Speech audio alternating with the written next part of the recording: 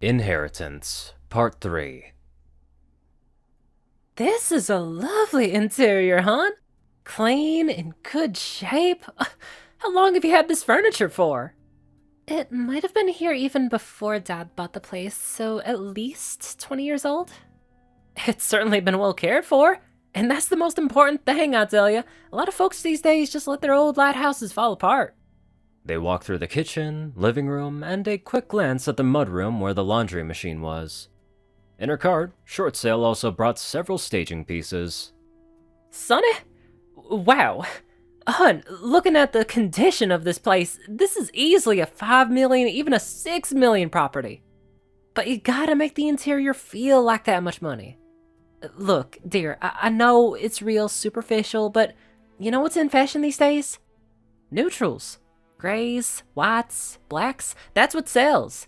The high net worth buyers you're trying to target really care about these little details. I think paint the walls white, and instead of these here wood floors, something like a white marble. And the furniture should be neutrals, just like this living chair. There, that's much better. She placed a staging piece next to Sunny's telescope. Silently, Sunny blinked and squinted a few times. Her vision saw color, except a chair-shaped patch of grayscale in the center of her pupil. I'll send you the contact of the staging professional I use. He's a real pro, I tell you. Oh, okay. Sunny muttered. They continued to walk around the living room. What's this? Short Sail pointed to the flag on the wall. Sunny's face quickly reanimated. Oh my gosh, you're the first one to ask! Here, see, now this is the old equestrian flag, back during the times of unified Equestria, you see. There was the Sun Princess Celestia here on the left, and here on the right, the head's lovely, dear. Short Sail chuckled, taking a sip of the tea Sunny offered her. Takes me right back to the days when my grandma told those old myths to us kids at bedtime. They're not myths, you know. Dad's been doing archaeological research that proves that this building was once a part of old Equestria. Oh, is that so? Mrs. Sail couldn't help but raise a brow. Well, we should talk about it some more, dear, after we do our walkthrough. She chuckled nervously. But I think you should put the flag away, sweetheart. Buyers will think you're trying to hide a crack behind the plaster walls. Sunny's animated expression froze, then deflated. She folded up the flag. There was no crack. And as they continued their walkthrough upstairs, the only opinion Sunny had formed so far of Short Sail was... What a goddamn good sales pony. Their next stop was Sunny's bedroom. So, same thing here, Sunny. You and your late father definitely took great care of this place, and I really appreciate that, you know. And more compliments to shower under until she was drowning. And here comes the line. But we gotta change up the interior into something that matches the modern trend. Why should I change it? It's mine! Sunny wants to say, but stopped herself. It won't be mine. Because I'm selling it. This time, a pillow-shaped patch of gray appeared in her vision. It's not mine anymore. Next time, I'll bring some hot duvets. The realtor continued. To mute the color scheme a little, and you should clear out this clutter too. The goddamn good sales pony seemed to notice Sunny's hesitation. I know, honey, I ain't a big fan of the neutrals myself. If I were living here, what you have here would be perfect for me. But that's not what the buyers with the big bucks want. How much big bucks does she make if she sells this? What is it, 5% commission? Well, two can play at that game. Are you looking to buy? Sunny asked. Oh, sweetheart, it's a little out of my own price range. Sunny gulped up the rest of her tea to give her strength. I'll sell it to you, cheap. How much can you afford? No, honey, I really can't. So think about it. Name me a number, and I'll tell you yes or no. And it was at that moment Short Sail caught the first glimpse of the 6 wooden figurines on one of the shelves. Sunny instinctually ran to cover Mrs. Sail's view of the ponies, almost shielding them from her judging stare. Maybe I can keep one or two. These two. She picked up Applejack and Pinkie Pie. Some decorations are great, Sonny. They add a personal touch to the home. Those are quite small, I suppose, but generally we want the decorations to be neutral. These 6 pony figures might be offensive, or even scary to some buyers. What kind of buyer was this that would be scared of 6 little pony toys barely the size of a hoof? A 5-year-old, perhaps? No, the 5-year-old would just innocently play with them. No. That scared buyer was Short Sail. Fluttershy stood in the middle of the row of 6 today, flanked by Rarity and Twilight Sparkle. The Pegasus's eyes directed straight at Short Sail. And Short Sail, the talkative sales pony, suddenly fell silent, trying to maintain her service with a smile. But the trembling of the floorboards below her hooves blew her cover. Sunny made a furtive glance at her bedsheets, imagining some pony else lying there in her place, imagining Short Sail, in a cold sweat, scared, of 2 wooden unicorns and 2 wooden Pegasi. You think it'll scare off buyers? Sunny repeated. It might. For some odd reason, those words made a smirk creep up Sunny's face. The realtor tried to conceal the shaking in her voice. Well, shall we move on to the next room? Yeah, my father's room is upstairs. You'll love it. From his desk, you have a lovely view. Sunny's smile was like a piercing glare to the realtor. Sunny was prepared to offer the house to Short Sail for just $500,000, but she decided she would not try to sell the house to Short Sail anymore. Now the princess was just having a little fun with a guest in her castle. In the past, we're home, finally. Court was so boring.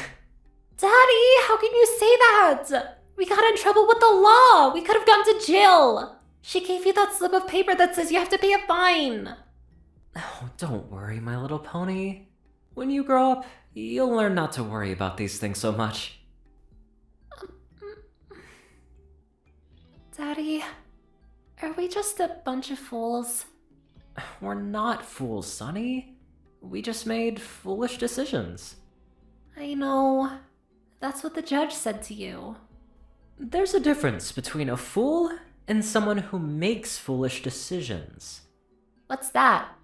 Fools make foolish decisions at random. We know when to and when not to make foolish decisions. What's that supposed to mean? I'll give you an example. Remember what I told you about when I bought this house? You bought it when it was cheap, and now it's worth a lot. Right. Back when I was young, before Canterlogic moved their headquarters here, and this place was just a little sleepy fishing village, I bought this rockland by the cliff, with a broken down lighthouse for 50,000 bits. And do you remember what Mommy told me after I bought it? She said you made a foolish decision. That's right. We didn't have much back then, Sonny. It cost our entire life savings. And that's why she left you and me for that other stallion. That's right. But look at us now. It was my foolish decision that's going to give you a future after I'm gone. So are you saying I won't be poor, like you? And I can live comfy in this home for the rest of my life? Well, you can stay here if you want, but this is very important, Sonny. Once you grow up, you need to make your foolish decisions too. It's so easy to just settle into this home and not take any risks. I know you have big dreams to bring Earth ponies, unicorns, and Pegasi together, but no amount of money can buy friendship. Then what can? You can, with your messages to the world. So choose your foolish decisions wisely, and you can get all the things you've always wanted. Back in the present. You couldn't sell it, huh? Yeah, Short Sail was a nice pony, thanks for the referral, but this place still feels like a part of me. It's not a beach frontage property. It's not a $1 million, $5 million, or even $10 million property. It's my home. My castle. Hitch smiled. If it makes you happy, Sonny. It's certainly not the decision I would have made if I were in your shoes. the town sheriff said.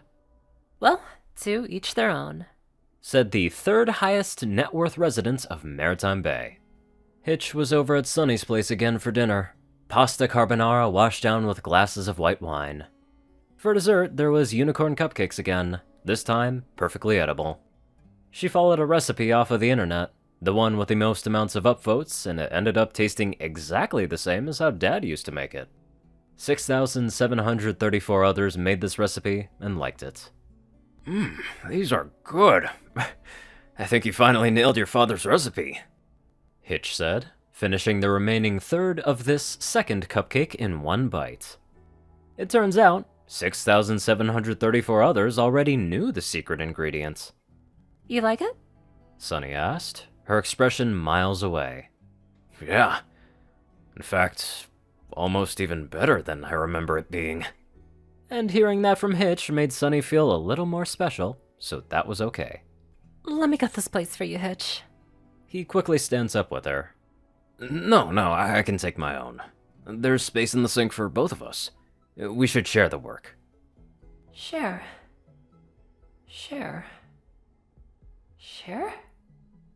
Every princess needs a castle. This shall become yours. Yours to share with your best friends. And at last, the sentence was completed. Did Dad actually mean to say that? Would he have said that on his deathbed, were it not for the painkillers kicking in and his speech becoming too slurred to be understood? She would never know. With Hitch helping her, the dishes seemed to get done 3 times as fast as when she was by herself. Maybe one day they would be 4 times as fast, or even 8 times as fast. Was it exponential? Did friendship even work that way? Well, Sunny, thanks for dinner. It was really tasty. But I'd better get going, and let me know if you ever change your mind about selling. He walked to the door, turning back to give her a polite nod. Sunny extended a hoof, skirting across his fur. Well, it's late though, Hitch. You shouldn't walk alone so late at night. Why don't you stay over? I know it's past midnight, but I should be fine. I mean, I am the town sheriff after all, he said with a smirk. No, I insist. I'll make you some tea. Don't sweat it, Sunny. I've got my trusty flashlight, so I won't trip in the dark. Sunny's expression flattened. You really can't take a hint, can you, Hitch? I want you to stay over. The sheriff retreated from the door. Well, I guess I could. Hitch approached the couch, testing it for firmness. Hitch? My bedroom's upstairs. She set one hoof on the rope lift and beckoned with her head. Tonight was a dream. Tonight was bliss. Sunny was not alone. Hitch was not a sheriff. Tomorrow, reality would come again. The early morning came in. Hitch would leave by 6 to report for sheriff duty. But before that, he took a quick shower, using 2 pumps of Sunny's fur shampoo. See you, Hitch. Here's your badge. I found it hiding under the blankets. Hitch nodded politely. Well, see you, Sunny, and, thanks for last night. Yeah, it was nice. Sunny shut the door. The harsh morning sunlight shone directly through the window and into her eye. She let out a strained groan as her back slid down the door and she flopped belly down onto the freshly lacquered wood floor. And so, Sunny stayed alone in her lighthouse, waiting for the day she didn't have to dream. Ooh, I wonder if they did something. Probably wasn't anything too far, but there had to have been cuddling. Anywho, let's get on to our wicked donators. Top donators: Jessie Smith, Star 630, BadassWaffle, Only One Thing, Ceru, Orion, and IronSky. Matchbook 109, JockeTF, Talks, Rayden, Narwhals, Blackmoonheart, Pastel, Sky, Sauce, Rolan, Suhex, Still Brother Mordred, Omicron, Lyrae, Rinsat 9052, Will, Crystal, Rice, Soul, Shadow, Malu, JD, Chance Across, Big Smoke 369, Bobcat, GGF, Murder Princess, J1101, Calidus, and many more awesome people. Thank you all so much for watching this video and live life to the fullest.